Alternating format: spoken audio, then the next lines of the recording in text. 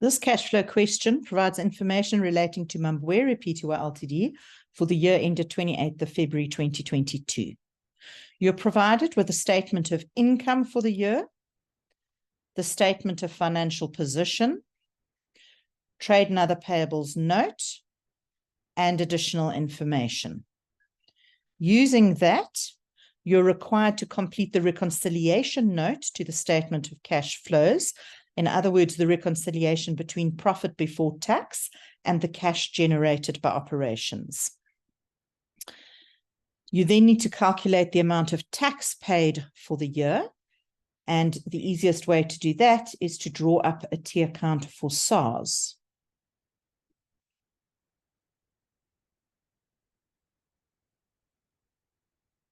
Calculate the selling price of the vehicle sold. As soon as you're given anything to do with tangible assets, I always like to draw up a little T account for my tangible assets at their carrying value so that I can see all the movements that are happening in there. We then need to draw up a statement of cash flows for the year ended the 28th of February. Now you've got three main parts: operating activities, investing activities, and financing activities. You might find it useful to color code them.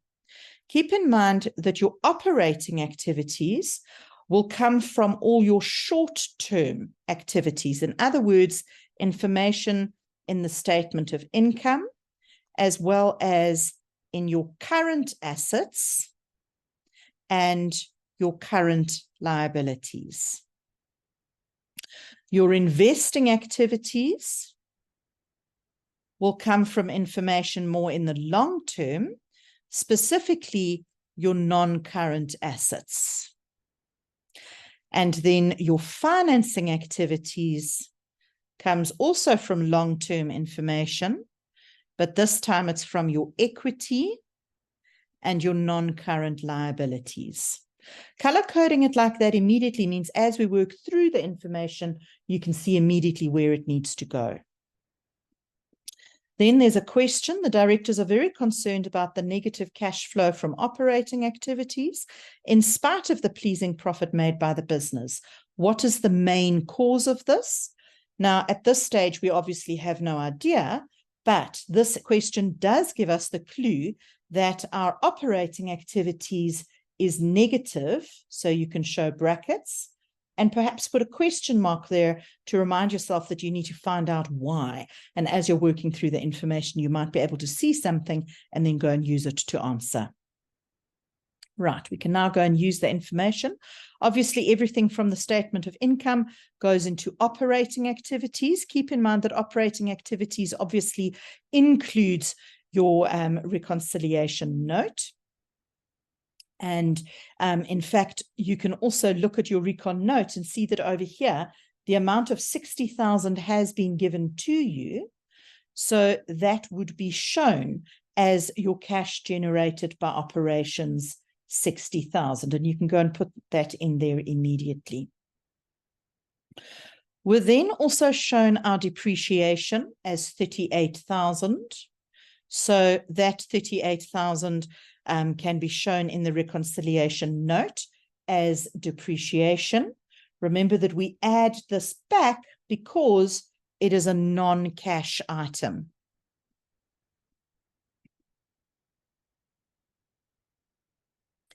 At the same time, we can use that in the tangible assets T account, showing that depreciation would make the tangible assets smaller by 38,000. The profit before tax of 670,000 can immediately be put into the top of your recon note, as it's the beginning amount that you'll start working with. Your taxation of 195,000 can be shown as the amount of tax owed for the year. That would be the amount that is actually calculated based on your profits. We're then also given the profit after tax, which can be quite useful to use as part of a little retained earnings T account. You might need it, you might not. but it's very useful to create it just in case. So I like to show net profit after tax. Make sure you specify it's after tax so that you realize you don't need to add the tax in here, and show the 475,000. I'm going to use this like the retained earnings, but including my appropriation at the same time. The next piece of information is my non-current assets, and we can see the tangible assets went from 1,575,000 to 2.5 million. So I can show that in my tangible assets tier count.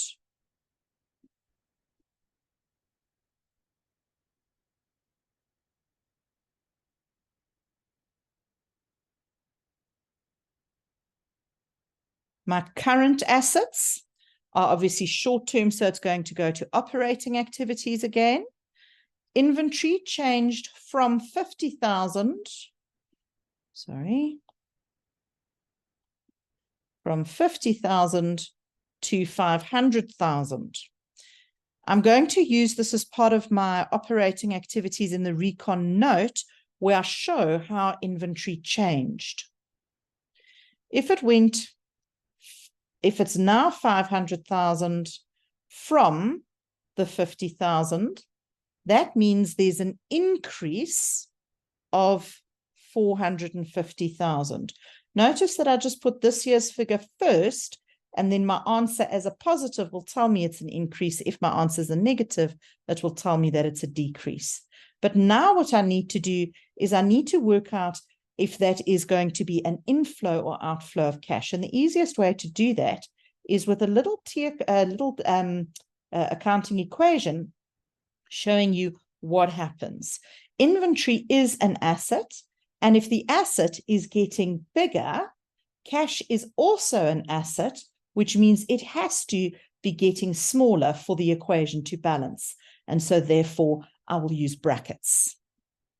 I'm then given trade and other receivables. So I can use this as part of my calculation of a change in receivables if I needed to.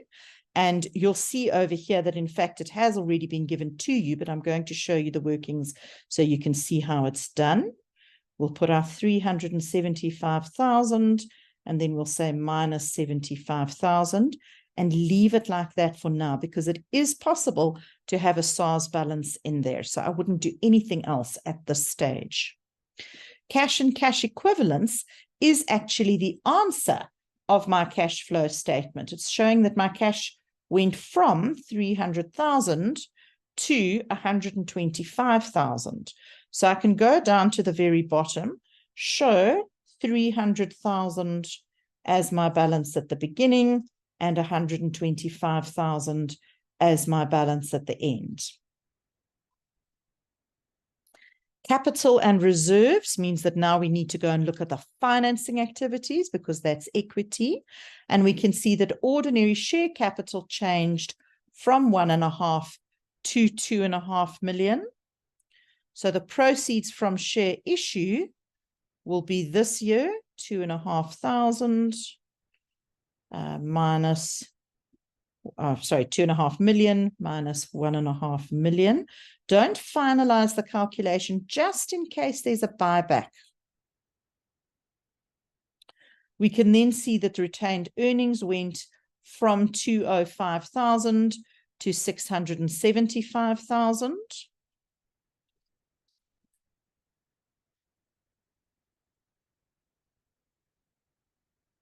And obviously we could put that into my retained earnings tier count. Those are the opening and closing balances. The non-current liabilities, we can see went from 200,000 to 300,000. But you can also see that there's information given here that there is a repayment of a loan, which means that there's a few interesting things going on in this loan account, because not only is there a repayment, there must also be proceeds from a new loan.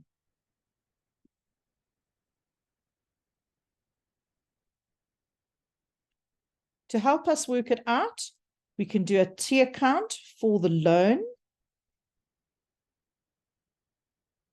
showing that the beginning balance was 200,000 and the end balance 300,000. And then as we get more information, we'll use it there. Current liabilities, we can see trade and other payables is given, but remember that there is the note. And because there might be some quite detailed information here, it's easier to wait and go and have a look at the note instead. I can see here that my trade creditors has changed. I can see that my deferred income has changed. So I will need to use those figures. You can then see that SARS income tax has also been given. I'm going to immediately take that, and before I do anything else, go and show it in my SARS account as my opening balance. As a payable, it means it would have had a credit balance of 25,000. Once I've used that in the T account, I can cross it out in the note because I no longer need it. I can now recalculate my totals. Obviously, 2022 is correct because it hasn't changed, but 2021, my total is now 75,000. I can then use those figures to go and show what happened to payables. Well, it is now 25,000 minus the 75,000. Notice that I'm not using the 25 because I've used it in SARS. And I can see that then the change was 50,000. And we know that it's a decrease because my answer actually comes out as a minus 50. Using the accounting equation, if we know that my payables decreased, that's my liabilities, that must mean that my cash decreased. So let's put brackets around the 50,000 also. We can then go and have a look at the additional information that has been provided to us. And we can see that it tells us over here an amount of 5,000 was owed by SARS on the 28th of February. That means that in my SARS T account, at the end of the year, I have a balance brought down of 5,000. That also means that included in my trade and other receivables over here is 5,000. So that means that would actually have been 370,000. And if we then go and show that in our changes in working capital, you can see that if you change that from 375,000 to 300,000, that gives you the 295 that you're looking for. And you can see that that also is an increase. And obviously, if it's an increase in receivables, it means the cash must be a decrease. Of course, the other way of looking at that is to go backwards from the answer that they've given and say, if those brackets say my cash is going out, that means that my cash is getting smaller. That means that my debtors must be getting bigger. And so that's how you can work out the receivables as an increase. So there's two ways of doing that. The next piece of information tells us that no dividends were declared or paid, which means that in the retained earnings, we actually don't need to worry. There will be no dividends at all. During the year, additional premises were bought at a cost of 1,305,000, and a vehicle was sold at a loss of 12,000. We need to take both of these into account. Obviously, if we are working in the investing activities space, you can see over here, we've already got the purchase of premises. It tells us it was 1,305. So we can put 1,305 in here immediately. And if we were buying premises, that's an outflow of cash. So put it in brackets. And at the same time, go and put it in the T account for tangible assets that you bought 1,305,000 for the new buildings. That means that we can then work out what was the carrying value of the sold. And this will be a missing figure that you can then work out as 342,000. If you're not sure how to work things out in a little rough T account, it's actually very simple. Wherever you are, where the circle is for the missing figure, everything else in that quadrant must be a minus. The other side has to be pluses. As soon as you cross a line again, you go back to minus. And if there was anything here on the bottom right, it would be a plus. Can you see that the pluses are diagonally opposite and the minuses are diagonally opposite? So it actually just creates an X. And all you do is you just remember to start in your quadrant with a minus or on the other side with a plus. We can then see that the carrying value of that item was 342,000. But then if they've told us it was at a loss of 12,000, that means that the actual cash that you would have received for it would have been only 330,000. And so that is how you can work out over here in the investing activities, the proceeds from sale.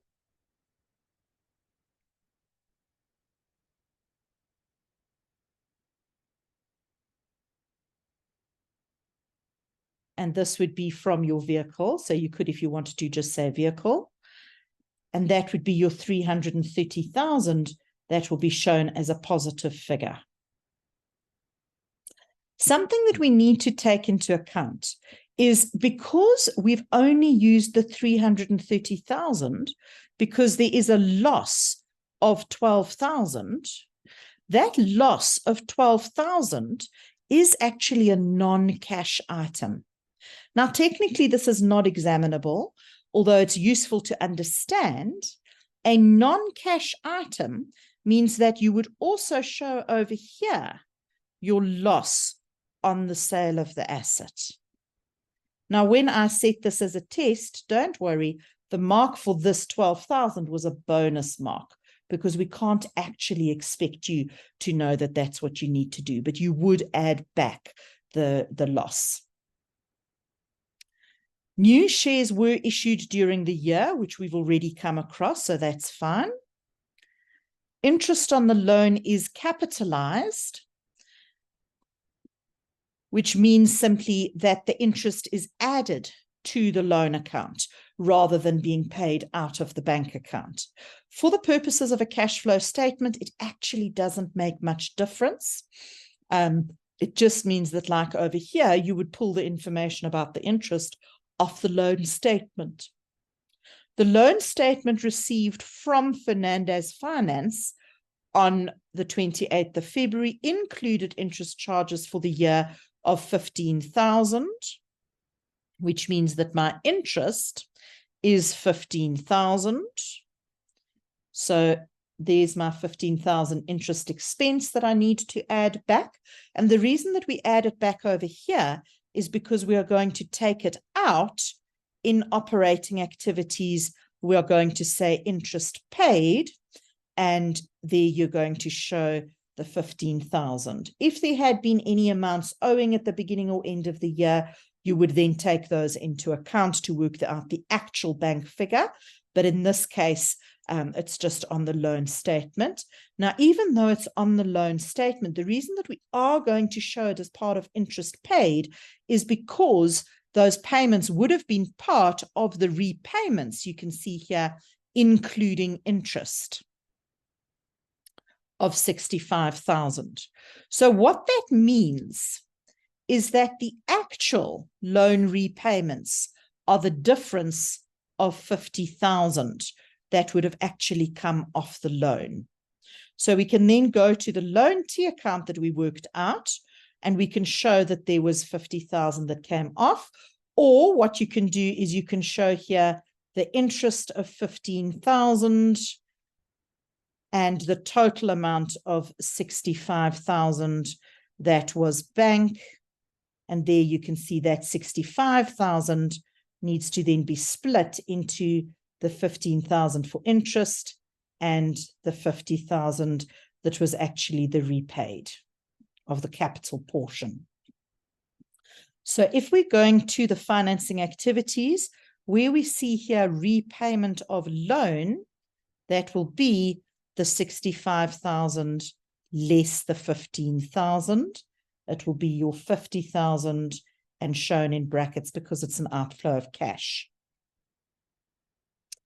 Once we've done that, the proceeds from the new loan can easily be worked out as the missing figure over here.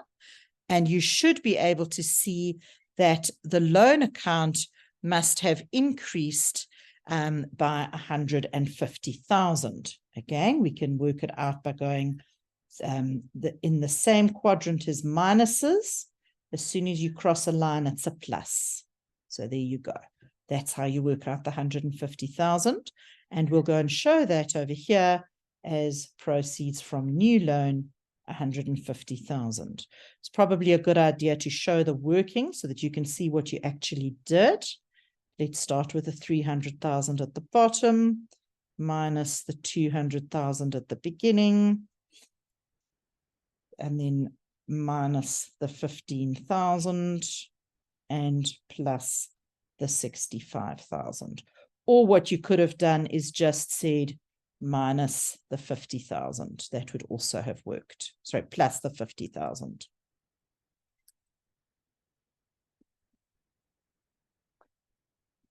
Right, we can now go and do all of our adding and subtracting and checking what the actual answers are. If we look at the reconciliation, everything is actually given to us over there. The only thing that we would need to do is work out the total for the changes in the working capital. Over here, your minus 450 minus 295 minus 50, and you get a total of minus 795,000.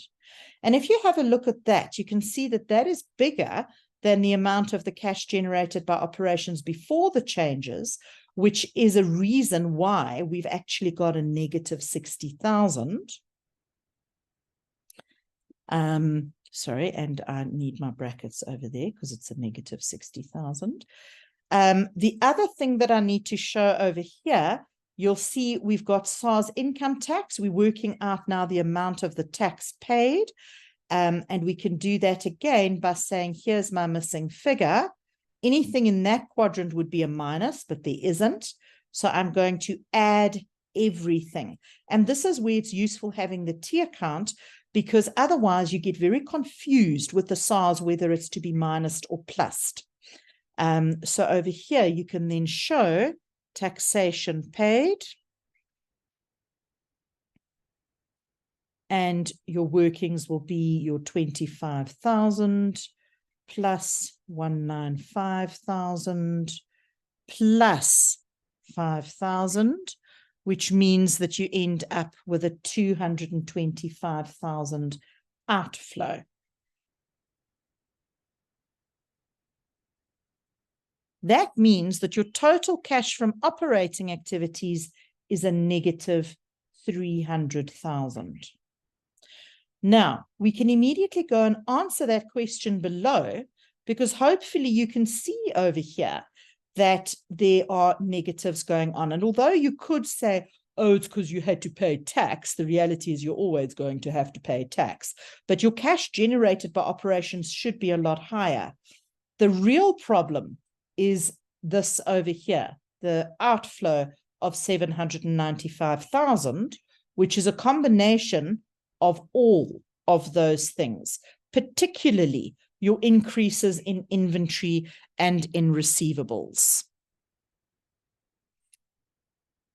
So you could make a note of this and just specify that your changes in inventory and receivables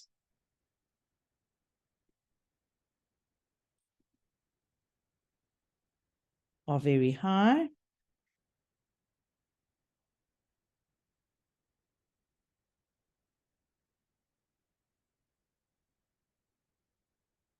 and they are outflows.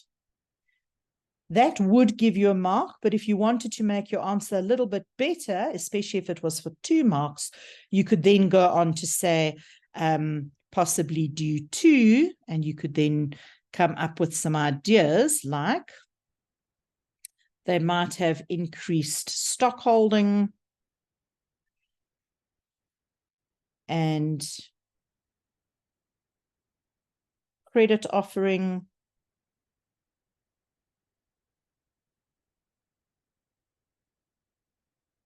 possibly to try to increase sales.